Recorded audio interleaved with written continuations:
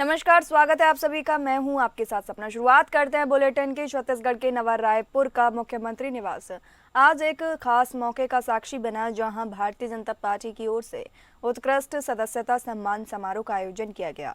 इस कार्यक्रम में उन कार्यकर्ताओं को सम्मानित किया गया जिन्होंने पार्टी की सदस्यता अभियान को न सिर्फ सफल बनाया बल्कि जमीनी स्तर पर पार्टी की पकड़ को भी मजबूत किया। कार्यक्रम में शामिल हुए मुख्यमंत्री विष्णुदेव साय ने मौजूद रहकर उत्कृष्ट कार्यकर्ताओं को शॉल और स्मृति चिन्ह देकर सम्मानित किया।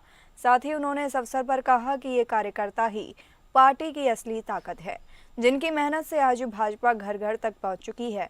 इस अवसर पर कई वरिष्ठ नेता और संगठन पदाधिकारी भी मौजूद रहे।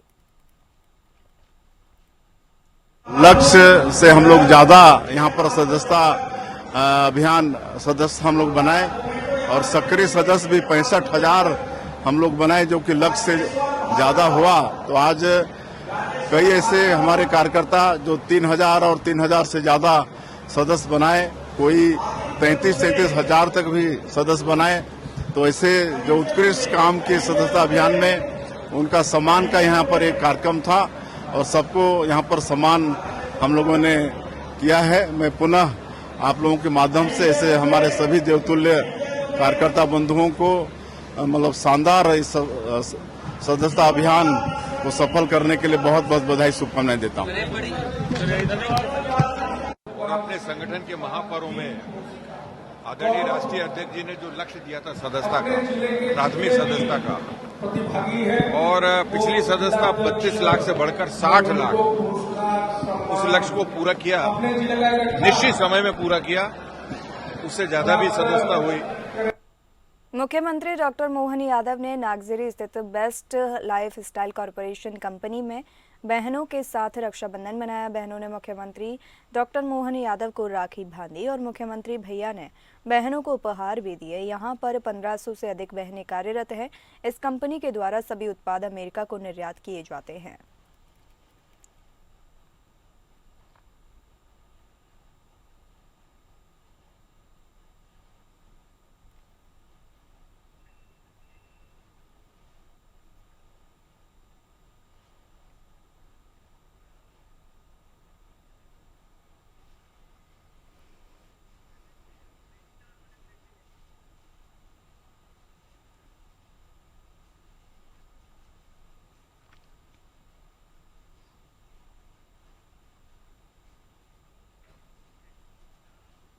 उत्तर प्रदेश में हालिया बाढ़ की स्थिति को देखते हुए मुख्यमंत्री योगी आदित्यनाथ ने राहत और बचाव कार्यों को तेज और प्रभावी बनाने के लिए टीम 11 का गठन किया है। इस टीम के तहत 12 बाढ़ प्रभावित जिलों में 11 प्रभारी मंत्री तैनात किए गए हैं। मुख्यमंत्री ने साफ किया कि किसी भी स्तर पर लापरवाही या शिथिलता बर्दाश्त नहीं की जाएगी।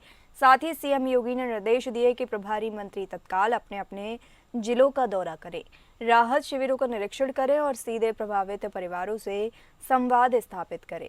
जिलों के डीएम, एसपी, सीएमओ सहित सभी वरिष्ठ अधिकारी फील्ड में रहकर 24 घंटे निगरानी सुनिश्चित करेंगे। मुख्यमंत्री योगी आदित्यनाथ ने सभी प्रभारी मंत्रियों को तत्काल अपने अपने जिलों का दौरा करने के निर्देश दिए हैं। साथ ही राहत शिविरों का निरीक्षण करने के लिए भी कहा है। बता दें, सीएम योगी ने कहा कि जिलों के डीएम, एसपी, सीएमओ और वरिष्ठ अधिकारी 24 घंटे फील्ड में रहकर निगरानी करें।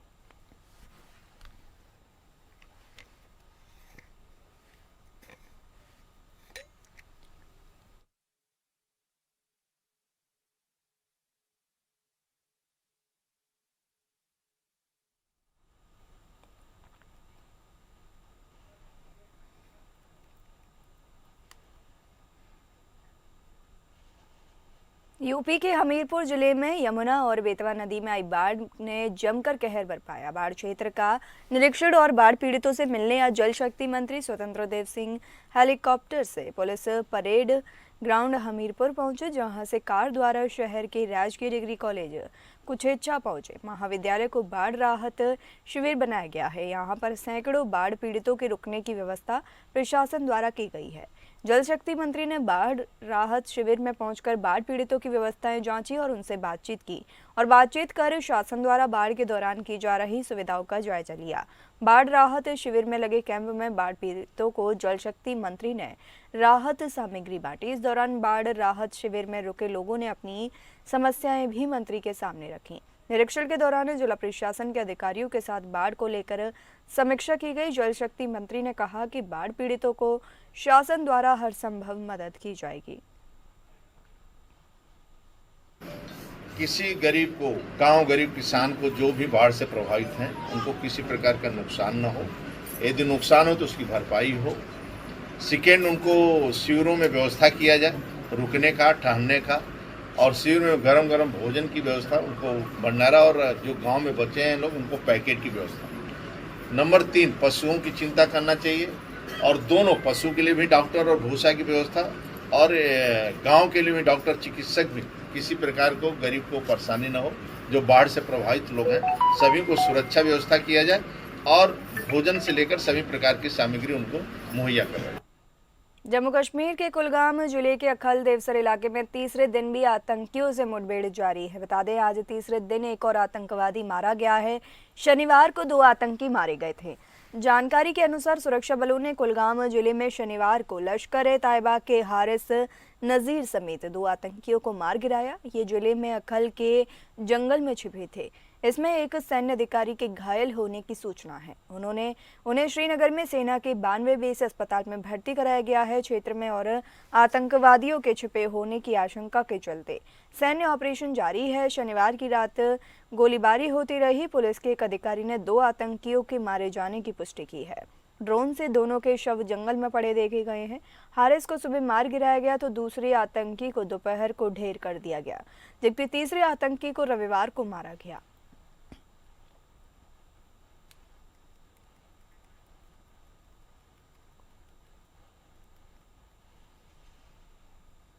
अमरोहा में देश विदेश के मशहूर हाशमी दवाखाना के नाम से मशहूर बड़े कारोबारी हाशमी परिवार के वारिस को फोन पर गैंगस्टर लॉरेंस बिश्नोई गैंग के नाम पर से धमकी मिली है। बताया जा रहा है कि हाशमी ग्रुप ऑफ कंपनीज के चेयरमैन डॉक्टर सिराज उद्दीन हाशमी के बेटे डॉक्टर बुरहान उद्दीन हाशमी से अज्ञात कॉलर ने 2 करोड़ रुपए की फिरौती की मांग की है। धमकी देने वाले ने खुद को बिश्नोई गैंग से बताते हुए गंभीर परिणाम भुगतने की चेतावनी दी।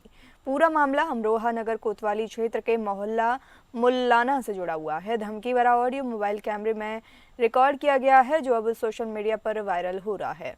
पीड़ित परिवार ने मामले की जानकारी पुलिस के आला अफसरों को दी। फिलहाल पुलिस धमकी देने वाले की तलाश में जुट गई है और साइबर टीम को भी अलर्ट कर दिया गया है।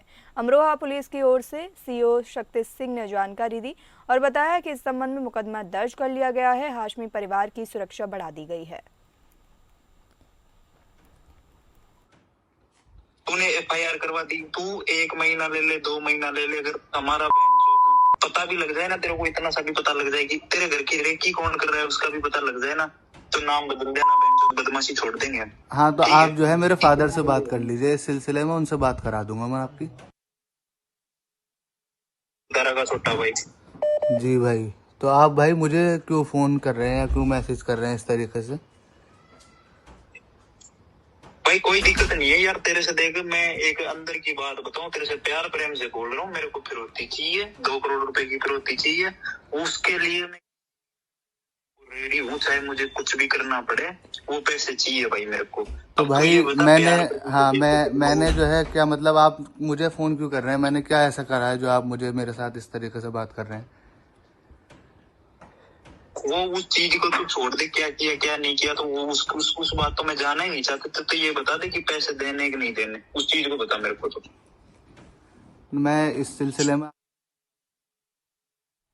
रविवार की सुबह पृथ्वीनाथ मंदिर जा रही श्रद्धालुओं से भरी बोलेरो पलट गई। बोलेरो में सवार 11 श्रद्धालुओं की मौत हो गई है। पुलिस और प्रशासनिक अधिकारी जांच में जुटे हैं। बताया जा रहा है कि मोतीगंज थाने के सिंहा गांव निवासी प्रहलाद गुप्ता बोलेरो से परिवार व मित्रों के साथ पृथ्वीनाथ मंदिर में दर्शन करने के लिए जा रहे थे। पारासराय अलावल देवरिया मार्ग पर रेहरा गांव स्थित सरयू नहर पुल के पास बोलेरो अनियंत्रित होकर नहर में गिर गई। बोलेरो में 15 लोग सवार थे, जिसमें से 11 लोगों की मौके पर ही मौत हो गई। थाना अध्यक्ष टिया थोक केजी राव ने बताया कि नहर से 11 शव बरामद किए गए हैं। 4 लोगों को सुरक्षित बाहर निकाला गया है।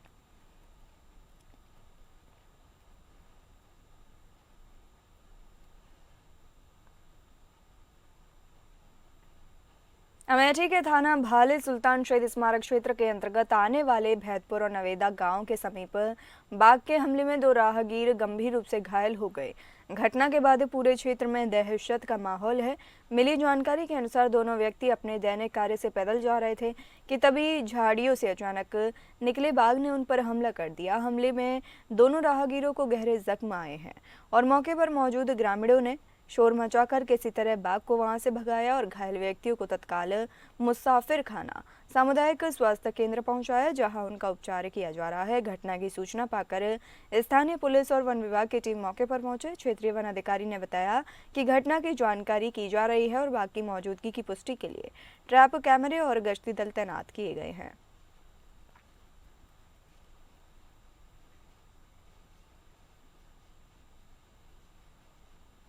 चेस चैंपियन बनी दिव्या देशमुख के नागपुर स्थित घर पर chief justice of India Bhushan Gavai पहुंचे। वो दिव्या देशमुख के परिवार के साथ काफी वक्त गुजारा उन्होंने और दिव्या देशमुख को बधाई देते हुए उज्जवल भविष्य की कामना की। सीजीआई भूषण गवई ने बताया कि देशमुख के परिवार से उनके 50 साल पुराने रिश्ते हैं और दिव्या के जीतने के बाद यही महसूस हुआ कि घर की बेटी जीती है। सभी के लिए खुशी है कि दिव्या ने भारत का नाम रोशन किया है। महाराष्ट्र सरकार की ओर से दिव्या को 3 करोड़ रुपए इनाम घोषित किया गया है। दिव्या ने 19 साल की आयु में यह सफलता हासिल की है, इसकी सभी को खुशी है और गर्व भी है। महाराष्ट्र के नागपुर की दिव्या का हमने सत्कार किया है। अर्बन नक्सल जैसा व्यवहार करोगे तो गिरफ्तारी होगी। अर्बन नक्सल जैसा आप व्यवहार नहीं कर रहे हैं तो आंदोलन करने वाले के खिलाफ ये कानून नहीं है। पुणे में राजकीय दादागिरी बढ़ी है। पुणे के उद्योग में ये देखा जा रहा है कि ये दादागिरी खत्म करना है। जो मेरा साथ देगा उसका स्वागत है। मैं बहुत ही खुश हूँ और बहुत ऑनर्ड हूँ that chief justice of India sir हमारे घर पे आए and I got to know that हमारे पर्सनल रिलेशंस है and he made me feel very welcome, so I am very happy. He congratulated me and he congratulated me. Panvel में आयोजित सभा में महाराष्ट्र नवनिर्माण सेना के अध्यक्ष राज ठाकरे ने रायगढ़ जिले में चल रहे अवैध डांस बारों को लेकर तीव्र रोष व्यक्त करते हुए सीधे सवाल उठाए। उन्होंने पूछा, छत्रपति की राजधानी में अवैध बार कैसे चल रहे हैं। ठाकरे ने प्रशासन और पुलिस तंत्र को स्पष्ट इशारा देते हुए कार्रवाई की मांग की। ठाकरे के भाषण के चंद घंटे बाद ही मनसे कार्यकर्ता सक्रिय हो गए। आधी रात 12 बजे पनवेल तालुका के कोनगांव स्थित नाइटर राइडर नामक लेडीज सर्विस बार पर मनसे ने धड़क कार्रवाई करते हुए तोड़फोड़ की। इस कार्रवाई से यह भी उजागर हुआ कि संबंधित बार रात के 12 बजे तक खुले हुए थे। मनसे कार्यकर्ताओं द्वारा की गई इस कार्रवाई में बार के फर्नीचर को नुकसान पहुंचाया गया। इससे रायगढ़ जिले में चल रहे अवैध बार व्यवसाय के खिलाफ मनसे ने सीधी और आक्रामक भूमिका अपनाई है। यह साफ हो गया है कि राज ठाकरे ने अपने भाषण में किसानों की जमीनों का मुद्दा उठाते हुए अमराठी बार मालिकों के खिलाफ भी नाराजगी जताई। मनसे की आधी रात की यह कार्रवाई राज ठाकरे के इशारे का त्वरित और प्रत्यक्ष असर मानी जा रही है। इसी के चलते अब रायगढ़ जिले की प्रशासन और पुलिस व्यवस्था पर गंभीर सवाल खड़े हो गए। अवैध बारों पर क्या कार्रवाई की जाती है, इस पर अब सबकी नजरें टिक गई हैं। कानून व्यवस्था को बनाए रखने के लिए प्रशासन को अब सख्त कदम उठाने पड़ सकते हैं, ऐसे संकेत इस घटनाक्रम से मिल रहे हैं।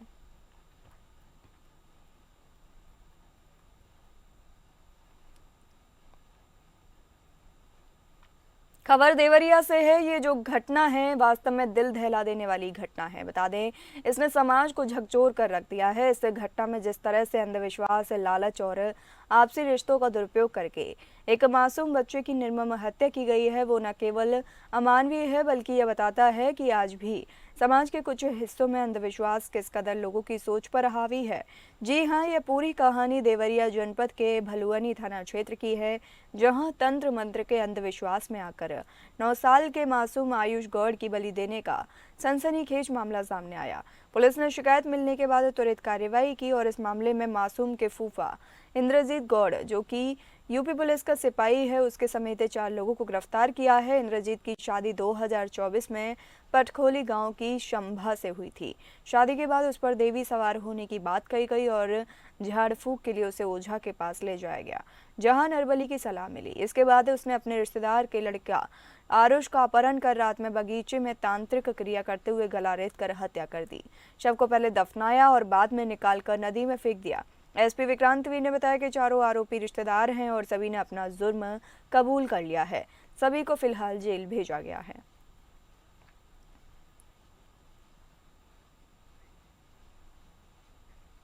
हमीरपुर शहर के डिग्गी मोहल्ला में बाढ़ के पानी से डूबने से एक युवक की मौत हो गई। उसका शव मोहल्ले में 3 घंटे तक तैरता रहा।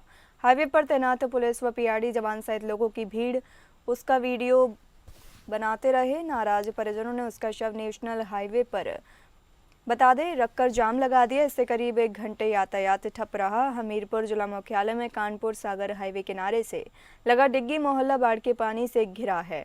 यहाँ करीब 8 फीट तक पानी भरा रहा। ऐसे में लोग जरूरी काम से पानी से निकल कर जाते हैं। मोहल्ला निवासी युवक इंद्र प्रकाश किसी काम से घर से निकला था। वो रात भर घर नहीं पहुंचा। परिजन उसकी तलाश करते रहे। उसका शव वही मोहल्ले में तैरने लगा। आसपास मौजूद लोगों ने मामले की सूचना पुलिस प्रशासन को दी। शव तैरने की खबर परिजनों को मिली तो वो लोग मौके पर पहुंचे और उसको देखा तो शव निकालकर कानपुर सागर हाईवे में रखकर जाम लगा दिया। पुलिस ने शव को हटाने का प्रयास किया, लेकिन इसी बीच परिजनों से उनकी नोकझोंक भी हुई। कोतवाली पुलिस ने समझा बुझाकर 1 घंटे बाद ही यातायात खुलवाया।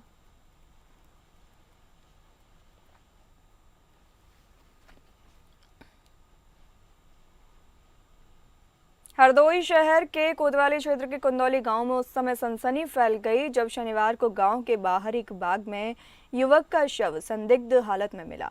मृतक की पहचान कुंदौली निवासी सुरेश के रूप में की गई है, जो 6 दिन पहले ससुराल जाने की बात कहकर घर से निकला था और घर लौटकर नहीं आया। परिजनों ने उसकी गुमशुदगी की रिपोर्ट शहर के कोतवाली में दर्ज कराई थी।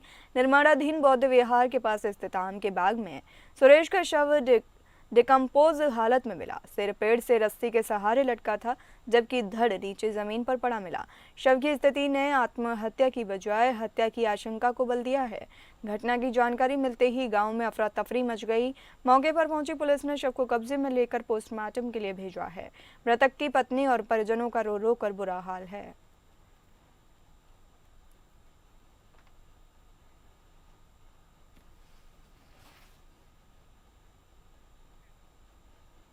राजधानी पटना के जानीपुर थाना क्षेत्र के नगवा गांव में हुए दोहरे हत्याकांड का पटना पुलिस ने मात्र 24 घंटे में खुलासा कर दिया।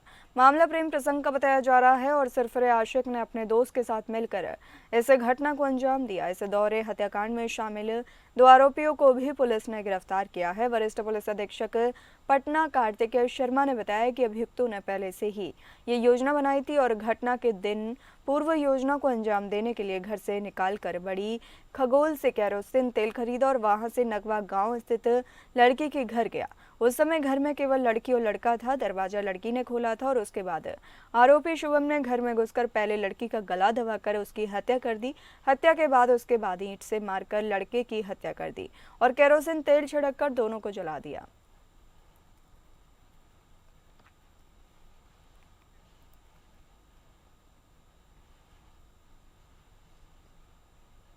रग्बी इंडिया के अध्यक्ष राहुल बोस ने एक बड़ा ऐलान करते हुए कहा कि अंडर-20 एशियाई रग्बी 7 चैंपियनशिप का आयोजन इस बार बिहार के राजगीर में होने जा रहा है। ये टूर्नामेंट 9 और 10 अगस्त को आयोजित होगा, जिसमें 12 देशों की टीमें भाग लेंगी। राहुल बोस ने कहा, हमें ये बताते हुए बेहद खुशी हो रही है कि ये प्रतिष्ठित टूर्नामेंट बिहार में हो रहा है। राज्य में खेलों को लेकर जो विकास हो रहा है वो सराहनीय है।